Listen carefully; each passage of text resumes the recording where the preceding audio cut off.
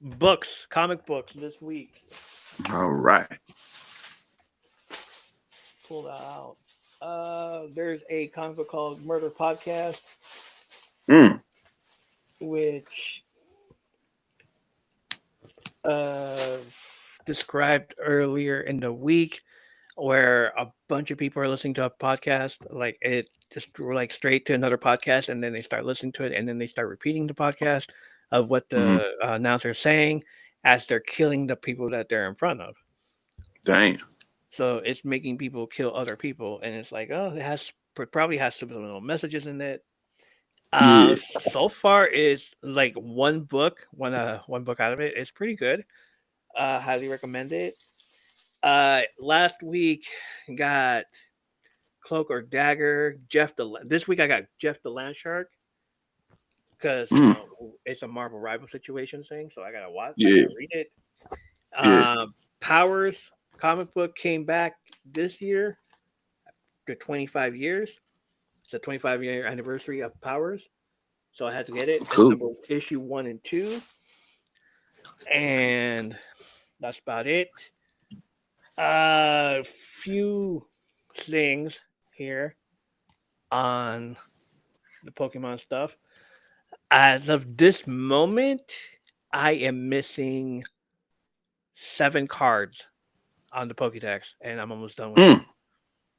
So, like, No doubt. this, like, what, since March, and I just been like Mm-hmm. buying these cards like here and there, even though like they're Japanese, but still they're that for that specific number. So I'm gonna keep buying Mm-hmm. them. They're as cheap as I can. I know some of them are like $5, others are like 2.99. I'm like, oh shit, all right. So I gotta get them. The hits that I got, fucking Chunkachu, a big ass fat ass Pikachu right there. I'm like, that looks like me after fucking November. Yeah. Um, Ivysaur, the new one, it's the new set that came out, and it's like a fucking pretty ass card. Yeah. And then Meliota, was shiny as hell, dude. Very shiny. Hell yeah. There's other ones. The new stuff that I'm doing, that I came in, which I've ordered. I've ordered a Mm-hmm. bunch of Haluchas, which is wrestling Pokemon, Mm. a Pokemon with the Rey Mysterio mask, and it's in Wow. different positions, different fighting styles, and different ways of fucking doing the elbow drop and shit. So I had to get as many as I could, and I just put them in a little section of the binder. I also have Yeah. Dino, which is a an emo Pokemon. The freaking motherfucker is a dinosaur, and he can't see because he's blind. So he has that hair Dang. covered up in his face, and the only way he knows where he's at is if he's biting stuff right in front of him. Wow. Another one is a garbage Pokemon. This is the Dino one. Hold on, I gotta show it to you. Like saying, Hell yeah. like Yeah. fucking, That's where are wild. you? And I'm so sorry. Man, looks like he's about to go listen to Chemical Romance. Another one is the garbage Pokemon, which is Trubbish. It's like Mm. freaking amazing to see these on TikTok and shit of people playing Legends ZA, Legends ZA on their Switch too, and like Yeah. they've been hyping it up and stuff. So this one guy posted a video of Legends ZA, and this Trubbish near a garbage can coming up to them, and just like all excited that you get that he wants to just like, I won't fight you, just take me. And he's all like, Mm-hmm. hi, and I'm just like, oh. Just for that reason alone, I'm gonna put Trubbish in his own binder in his own section, and I want this Yeah. game because of that. So I'm gonna get that. Um, and here's my reaction to the Marvel Rivals having no trailer yet. Fucking assholes. Release the trailer. Marvel Rivals Zombies has been extended till December because why not? Mm. I went into fucking what's it called? Nightmare 4, and I couldn't. Like I died at the last minute, at the last one. It was 20 waves. Damn. It's been like 2 hours, and I'm still there. And then I finally died at the last minute. I'm just like, son of a bitch. And to fucking Yeah. add that to the fact that it doesn't count in your overall hours of how much you played the game. And I'm Mm-hmm. like, that sucks. I want it to count. I want you to know how much fucking hours I put in this game. So far, Damn. I put in this season alone. I put in 60 hours. Wow. Um, I've had around 60 MVPs with Daredevil alone. Mm-hmm. Yes, sir. And I told you, like the best way to play him is as a predator. As the predator, just fucking Yeah. Yeah. infrared and everything, and look through the walls and just stare at people as they're doing their thing. And if they make a mistake, go around and do it. And that's what everybody's all pissed off about. I tried to play him on rank in competitive mode, and I got banned. Daredevil Damn. got Daredevil got banned. Daredevil gets banned, and there was like at least 4 times where he got banned, and I'm just like, this sucks. All right, That's so fucked up. and that is fucked up. So the only time he didn't get banned, I was like, y'all made a fucking mistake there, bud. It's Yeah. like Yeah. because they didn't ban him, and I just like fucking went after them, and I got like fucking 23-0. Damn. I made sure to save that fucking video because I'm gonna like stream it soon. But I made Yeah. sure to save that one. Um, I went up to platinum, and I have the 2 new extra skins that are coming with the game. So by the Mm-hmm. 14th, I'll probably have them out, and and be able to play with them. And a new border on my freaking thing. So yeah, Yeah. that's it. That's the fucking comic books, the Pokemon, and the Marvel Zombie stuff. Cool. Cool. Um, left next, what we watched this week. What else did you watch besides the Substance, dude? I watched Smash Machine, of course, with The Rock. Yes, Very good movie. yeah. I've been on every morning before I go to work. I've been watching Charm. That's my Fucking fucking show. hell yeah, Love, I love them fucking Halliwells with a Halliwell, pack. dude. So, I'm trying to find a new show. I might get back into that Blind Spot though. I really do. Dude. Yeah, I I think already I'm saw I'm the entire I'm thing. think I'm gonna pick up where I left off, and I'm gonna watch it. I know it's still on my Um, Netflix. I'm gonna do another rewatch of Buffy, Right. and then I'm gonna talk about it in the podcast. I'm gonna I've do been thinking. some I've been extra. thinking. I've been thinking about it. I mean, I have the channel on my Prime. It's on Yeah. my TV, but I don't even know what season they on the channel. So I might just. I'm thinking about buying it really, so I can have it. So, but There you go. I'm gonna catch it when it's on sale. It's on Disney Yeah. Plus, right? I Yeah. don't know. Hold on. It's Um. gonna see. Well, it's on. I think it's on Disney Buffy the Plus, Vampire Slayer. but um, I might do extra episodes in December Yeah, and you're right. post. It's on Hulu. It's on Okay. Disney Plus cause it's merged with Disney Plus merged with Hulu. So yeah, it's on Disney Plus. All right. Yeah. Right before the new season comes out, the new fucking show comes out, the new reboot. I Yeah. might do like episodes on here as well, and just like Yeah. post them That'd be later on, sweet. drop them here and there.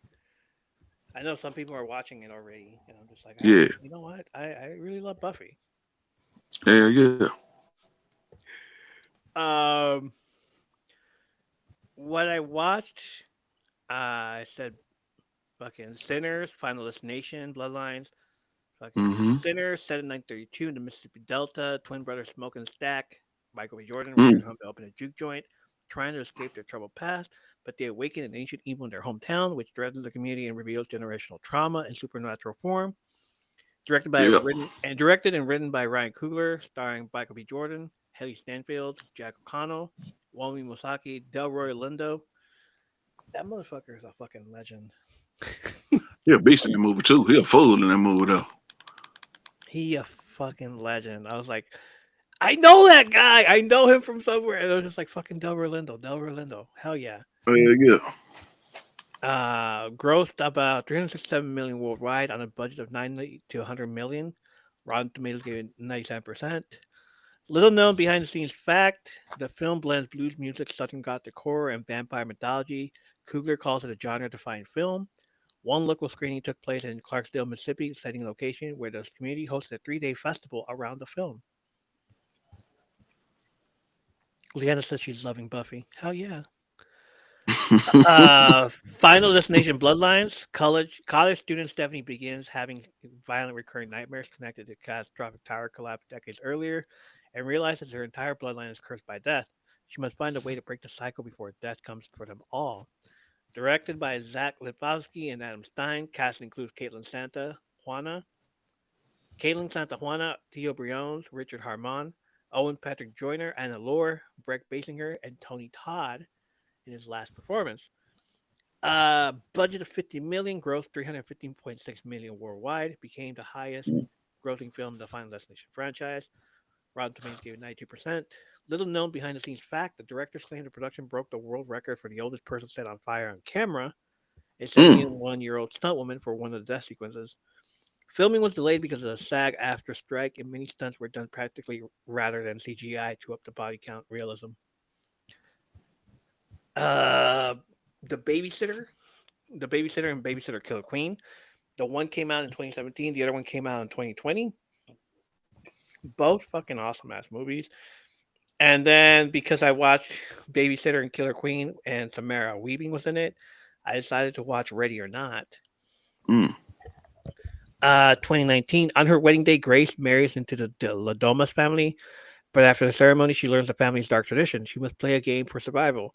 If she loses, the ritual sacrifice begins. She tries to hide from and find her in-laws, uncovering secret ruins, bodies of past victims, and a supernatural curse. Directed by um, the same guys that directed fucking Scream 5 and 6. But they're, yeah. Matt Benelli Alpin and Tyler Gillette. They're, I forgot what they're called together. Shit. Okay.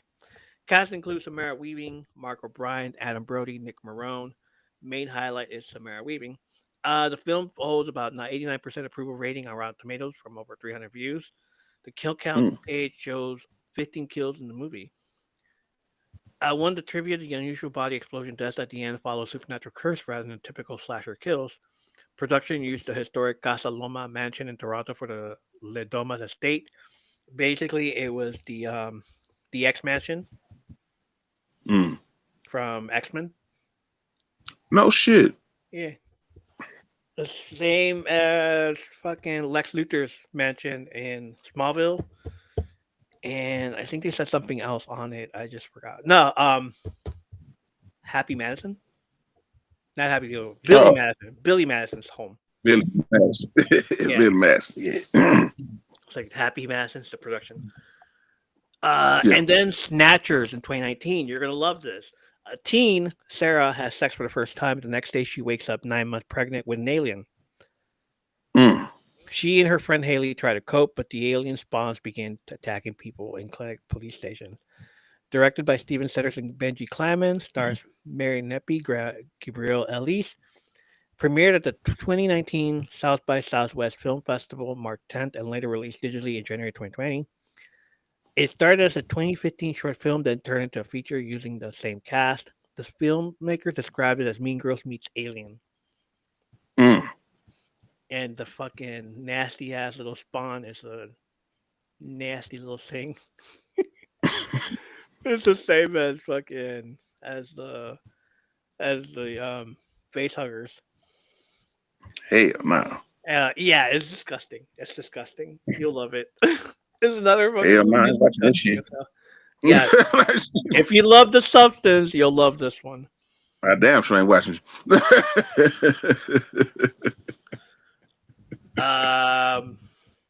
What were you looking up? Me? Yeah. What were you looking up? I'm looking up to see if Buffy was on Disney Plus, and it is. Yeah. Okay. Cool. All right. So you all enjoyed the cartoons turned into horror movies last week. This week we're doing sitcoms turn into horror, and the community did that. To the point, Tracy S. Moore, Gen X 75, G7, says the Brady Bunch. David D says Seventh Heaven, not that big of a Mm. risk. And Hell Nikki yeah. says Seventh Heaven. I'm just like, oh god, it's already They got over. bad enough press already. Exactly. Tanya Johnson says Family Matters. Imagine listening to "Oop, did I do that?" every time Steve Urkel kills someone. Yeah, yeah. Nick says, "How about Alf?" Mm. Um, and I said Home Improvement. You just said Three's Company.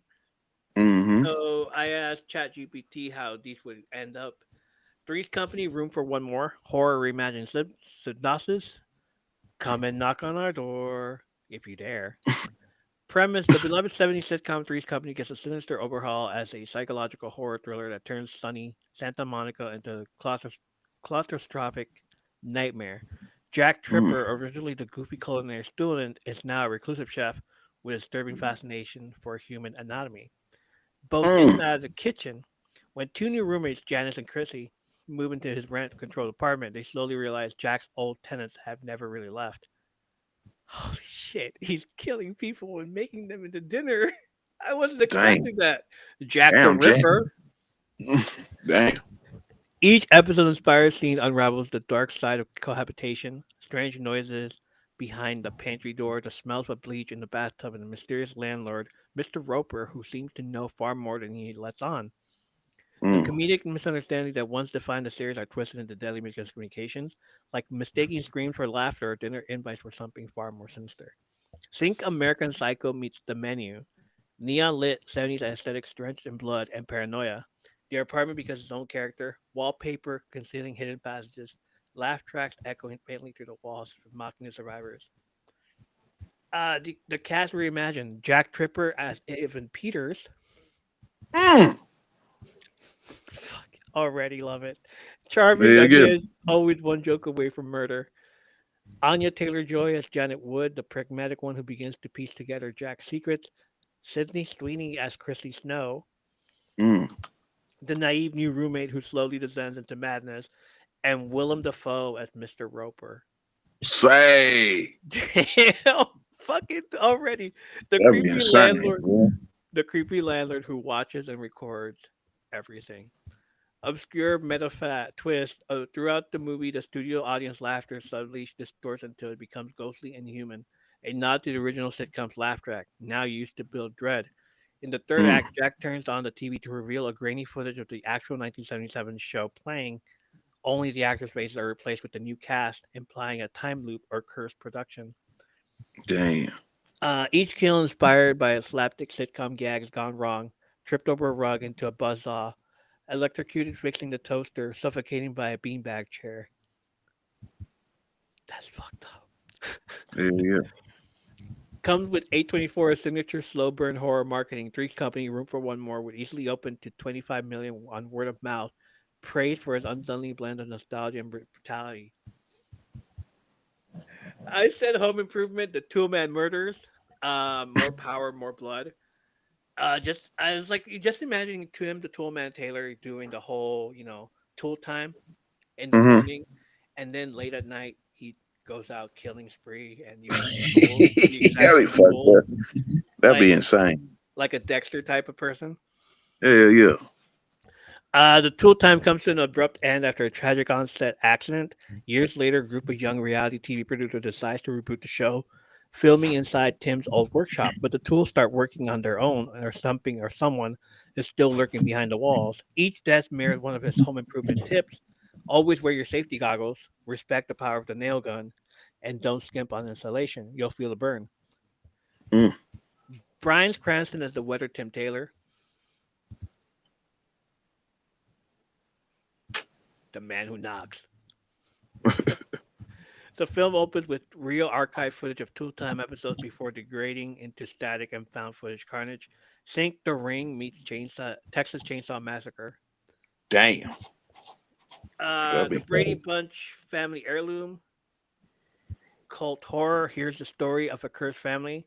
When a documentary crew investigates the seemingly perfect Brady family of the 70s, they uncover that each child was adopted in their strange circumstances, and the Alice, the maid, was actually the matriarch of a fertility cult.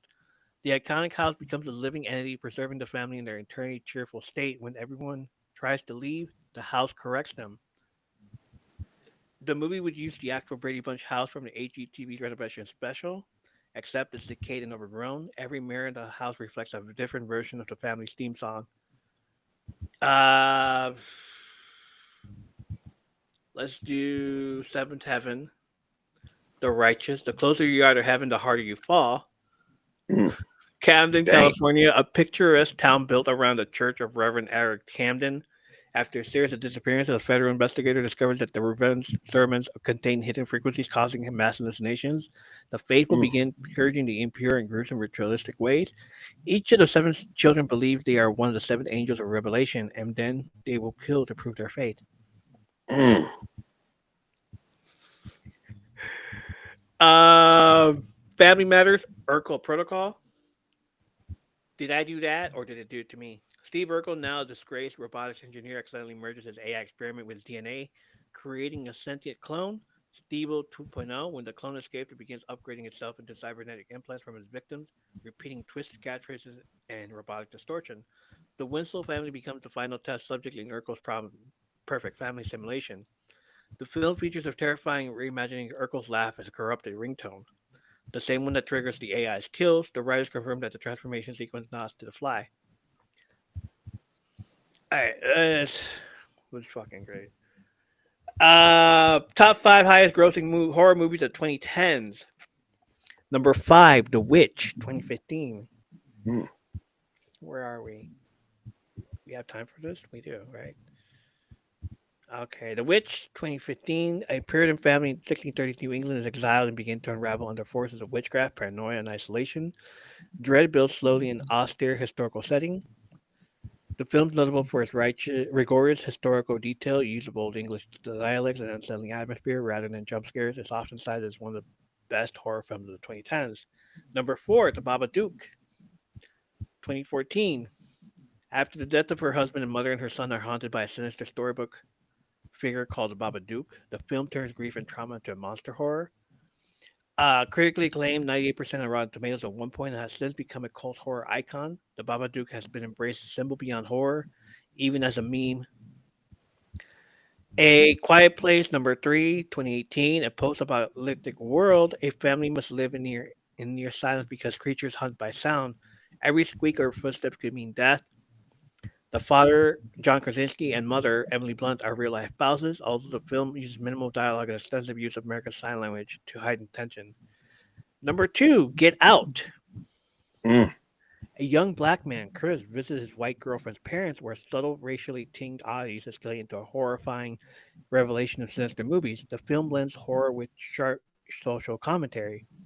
Cast Daniel Kaluuya, Allison Williams, Catherine Keener, and Bradley Fuck Him Whitford. Every movie this man has been in, he's always been a fucking evil motherfucker. Yeah. Going back from um, Adventures in Babysitting, Bradley Whitford is always Yeah. there being a fucking asshole. So no, no, he doesn't get a pass on this one.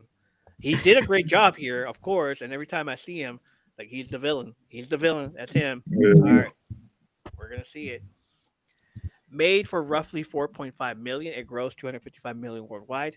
Directed by Jordan Peele, became the first black writer to win the Oscar for Best Original Screenplay for a horror film for this.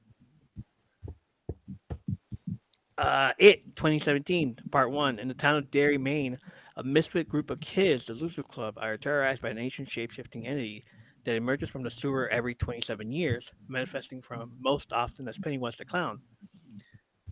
On a production budget of about 35 to 40 million, the film grossed over 700 millions worldwide, making it at the time the highest grossing horror film ever. By the way, have you seen the show? Yes. My God. Right? Good Lord. Right? My goodness, man. This fucking show is crazy as fuck. The first episode with that fucking baby. Yeah. That Oh shit was my insane. god, that was horrible. I hated it. I loved it though. It was That just was like, insane, though. oh man, you're the one with the echo now.